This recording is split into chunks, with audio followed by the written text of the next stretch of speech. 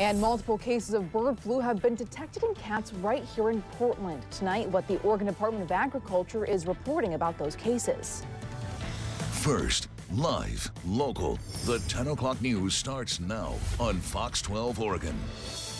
Good evening and thank you for joining us for the 10 o'clock news online. The state is still thawing after a couple of days of fun in the snow. Let's start by sending it over to Camilla Ortiz with a check of the forecast. Things are definitely a lot less exciting right now. Yes, much different. Everything, or at least most things, have probably thawed out by now. We saw some mild rain over the course of the day today. Pretty light for most of us, but you can see on radar we're still seeing some showers west of the Cascades. We can zoom in here. It looks like a good chunk of us in the Portland metro area probably seeing some raindrops. Let's take a camera. Oh yeah, looks like it's coming down pretty good here along the Vancouver waterfront. This is our Mary Hill tasting room and bistro camera, 40 degrees.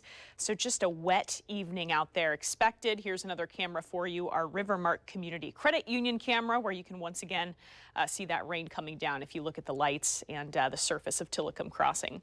All right, taking a look up at the mountain. This is our Mount Hood ski bowl camera. Doesn't look like we're seeing heavy snow showers just yet, but we will talk about a winter weather advisory through the Cascades. So in case you have plans to go skiing or snowboarding, just keep in mind there's quite a bit of snowfall expected over the next 48 hours. We could pick up another 2 feet of snow potentially through the Cascades. So everything you're seeing in pink is under a winter storm warning, I believe, through President's Day morning, through Monday morning. All right, let's take a look at how much rain we've seen today across the region. So again, it's been pretty light. It was just kind of a gray, drippy day, but no heavy rain. We picked up just over 1/10 of an inch, it looks like, in Portland. Yeah, under 1/10 of an inch for most of us. Looks like those totals getting lighter and lighter as you head south down that I-5 corridor. So we're going to continue to see quite a bit of rain here over the next few days. We might get a little bit of a break tomorrow morning before the showers pick up in frequency and intensity throughout the day tomorrow. Continuing to see snow there, of course, in the Cascades.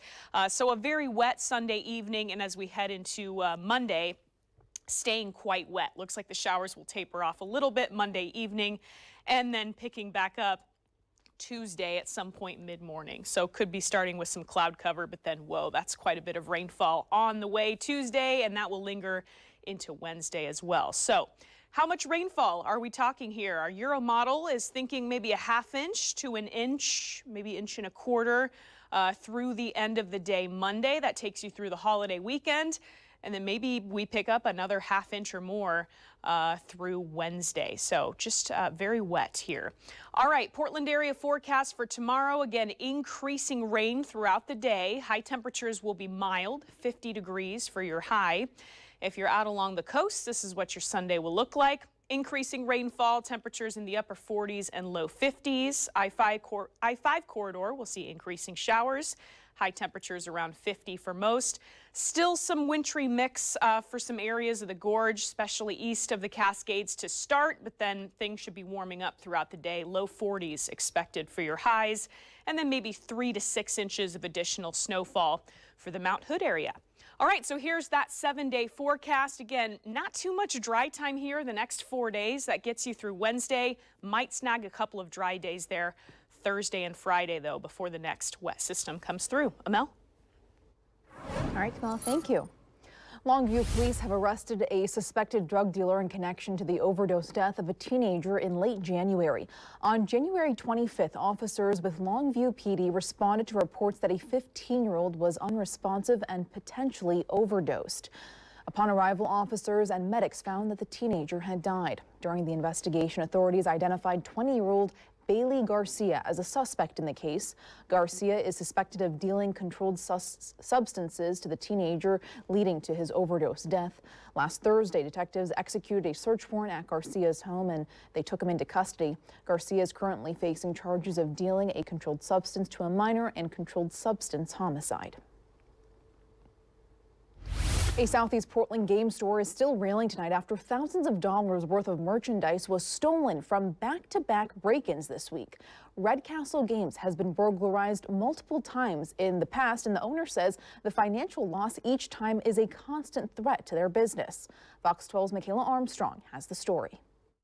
The owner of Red Castle Games tells us with the recent burglaries, the business now has been burglarized 10 times in the past 2 years. And each time, the thieves want the same thing, trading cards with the highest retail value. This was Red Castle Games Monday morning when business owner Matthew Macetic said he was on a trip for his birthday when he got a notification that someone had broke in. It was a real rough way to start my birthday morning for sure. According to Macetic, the burglar drilled out the deadbolt, broke in, and stole $5,000 to $7,000 worth of merchandise. But that wasn't the end of the trouble this business would see this week, victimized by thieves again 2 days later. This time, $40,000 to $50,000 worth of popular trading cards like Pokemon and Magic the Gathering. It's definitely something people know has value to it. They know they can flip it easy, either online or somewhere in person. It's just disappointing. The break-ins this week are the 10th for the business, and Macetic says each have become a constant threat to his business's survival. In the last 2 years, my insurance has quadrupled, and I'm terrified that they're going to drop me completely, because if I don't have insurance, I would struggle to operate as a business. To increase security around the doors and windows, Macetic started a GoFundMe, and in a matter of days, the fund was nearly at its goal of $30,000. Some have even rallied around the business in other ways, like through song. It's nice how people rally to support you, and it feels really good in that way, and I still wish it hadn't happened, but there is something good coming out of it. As the business looks to celebrate its 15-year anniversary next month, Macetic says he's ready for a fresh start. I just want to have a little more peace of mind and sleep at night and not experience it again. With the outpouring support from the community and upcoming security changes, the business hopes these burglaries will be the last. In Southeast Portland, Michaela Armstrong, Fox 12 Oregon. Moving on, well, Hillsborough police say they arrested 3 suspects in connection to a robbery at a Target on Southeast Tualatin Valley Highway. This happened back on February 13th around 7 p.m. Police arrived on scene and made contact with a group that had over $1,000 worth of merchandise in bags and a shopping cart. Officers say they also found drug paraphernalia and what they believed to be methamphetamine. Jacob Amsden, Jerry Buckhannon Jr., and Terry Gentry are all facing charges ranging from theft in the first degree to conspiracy to commit theft. Valentine's Day is the best day to celebrate love and friendships, but a group of thieves in Seattle decided to steal some of this joy. For Fox 12, Dave Detling spoke with one florist who was robbed at gunpoint for her flowers. It has red and pink roses in this. Even with the snow, sales blossomed at this florist pop-up Thursday, thanks in part to the large selection of flowers and last-minute shoppers. I'm just way ahead of the game, I would think. Yeah, day before, that's ahead of the game still, yeah. All right, thank you. But this florist will tell you there was another customer way ahead of the game in a dangerous way. I was totally surprised. Before she knew it, someone else jumped out of a silver car. Like a regular customer, he grabbed 2 of the bouquets and he went to the car. What he didn't do was pay, so she followed him. And I was like, hey, can I help you? And he just started cussing me. We're not showing her face because of what she saw pointing in her direction from inside the car. A gun. Yeah. So I literally backed up, and because that's what came to my mind was the best thing to do at that moment, because I don't want to get shot or anything for just some flowers. The trio took off, and luckily, the florist wasn't hurt. Seattle police were called to investigate, but so far, there have been no arrests. Who puts a person on gunpoint for a bouquet of flowers? I don't know. That's the florist's husband, Tossin. Since the robbery, he's been acting as his wife's personal security, keeping an eye on his one and only Valentine. My most favorite one is Lily. She loves it. She loves flowers. It's pretty important for her because she feels passionate about it, and that drives me everywhere. How many you want, sir? As for this florist, she's not letting anything stop her from her business. Valentine's Day. Everybody is getting their flowers for their loved ones, and so we're here to make it special for them so that they can make their loved ones' day special as well. Investigators are now looking for what started a fire at a home in southeast Portland. Portland Fire and Rescue rushed to the home on southeast Bush Street at 116th Avenue at about 12:40 this morning. Crews found heavy fire mainly on the outside of the home, but pushing into the inside and the attic. They tell us everyone inside made it out safely and took shelter next door. One person suffered a small cut to their hand, but they did not need to go to the hospital. The Oregon Department of Agriculture is warning of bird flu in cats. 2 Multnomah County cats were exposed to the virus after eating from a batch of Wild Coast raw pet food, and now a Clackamas County woman is saying some of her cats have caught the virus too.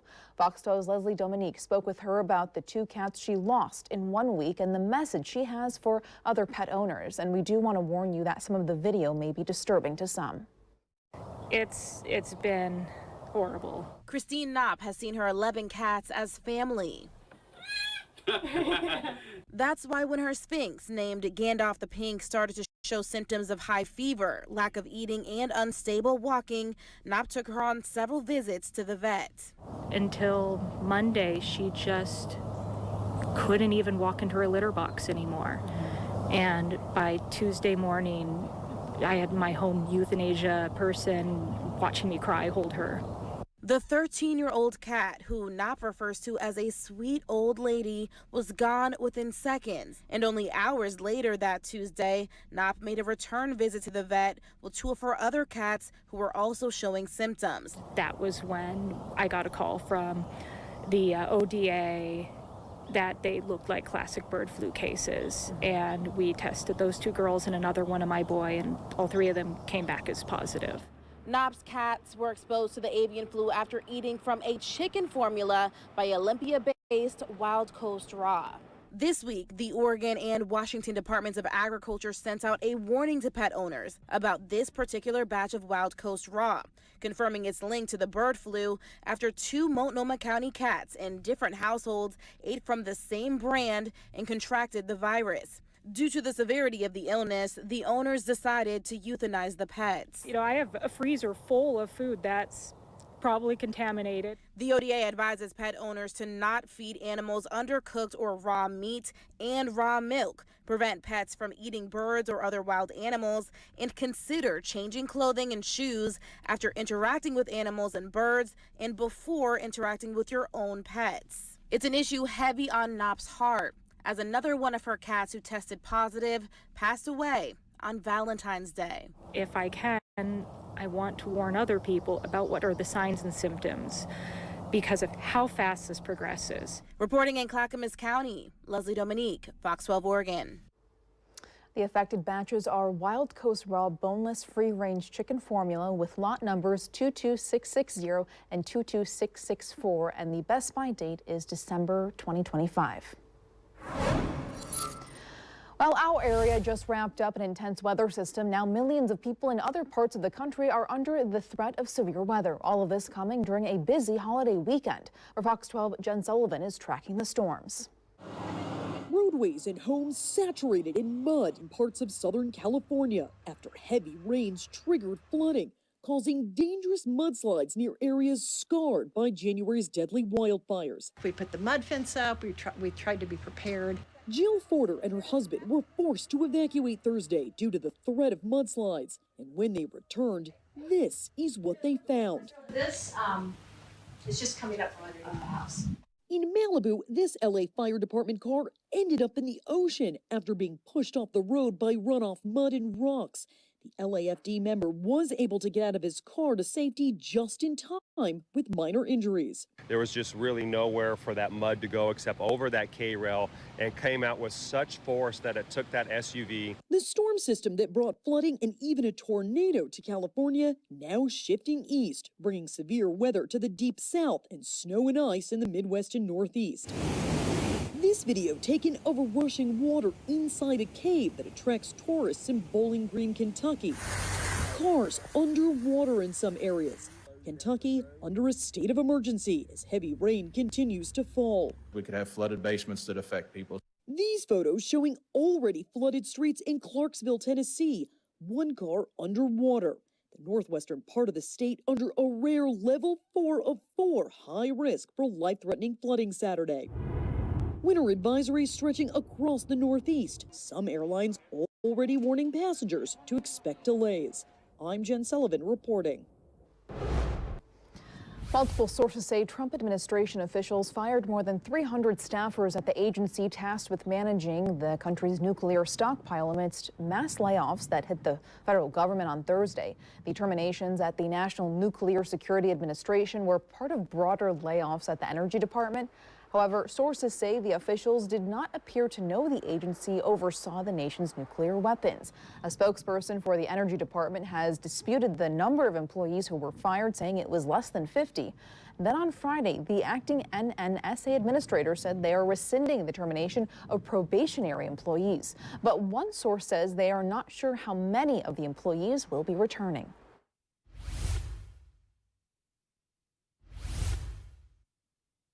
Deadly collision between the U.S. Army helicopter and American Airlines plane over the Potomac River. Chairman Jennifer Homendy announced the board has completed the unseen portion of their investigation at a briefing. She says there's no indication the U.S. Army Black Hawk crew could tell there was impending collision. Homendy says the Black Hawk was conducting an annual training flight and night vision goggle check ride at the time of the crash, which is a practical exam for pilots. At 17 seconds to impact, transmissions communication to the Black Hawk crew may have been stepped on, and a portion of their message instructing them to pass behind may not have been received. The NTSB says the next steps are to conduct a visibility study and investigate why the helicopter's automatic dependent surveillance broadcast was not working. What we'll have to look at is the installation of the equipment. We'll have to look at programming.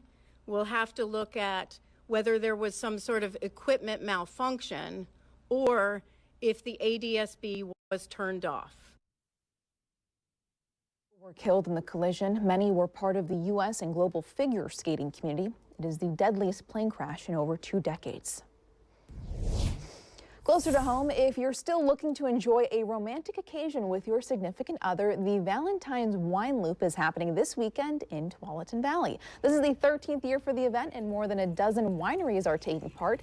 Guests can try unique wines, special Valentine-themed pairings, and special activities. Collect stamps from 4 participating wineries, and you can enter for a chance to win a wine lover's basket worth more than $250. Special Valentine events will be held through tomorrow, but wineries will stamp cards through the end of the month. You can find more at vdaywineloop.com. Well, would tomorrow be a good idea for a winery, or should we save it for later in the month? You know, I think that wine tasting in the rain could be magical and romantic. I'm sure most, if not all, of these wineries have either umbrellas or overhangs or something. So it might be kind of cool because it is going to be mild. Temperatures will be pretty comfortable through the weekend, but you could wait for a dry day too. That's also a good option. It's 46 right now in Newport. This is our Discover Newport camera. You can see the rain is coming down there in Yaquina Bay. And let's take one last look here at our 7-day forecast. So again, very mild with both those overnight and those high temperatures, really staying around 50 degrees through midweek. But yeah, we've got a lot of showers or rainfall through Wednesday. Then maybe we catch a couple dry days there before the next wet system comes through next weekend. Okay, and no sign of snow, right? That's right. No, no freezing. Good, thank you. And thank you all so much for sticking with us tonight. Good Day Oregon starts tomorrow at 6 on Fox 12 Oregon. Have a great night.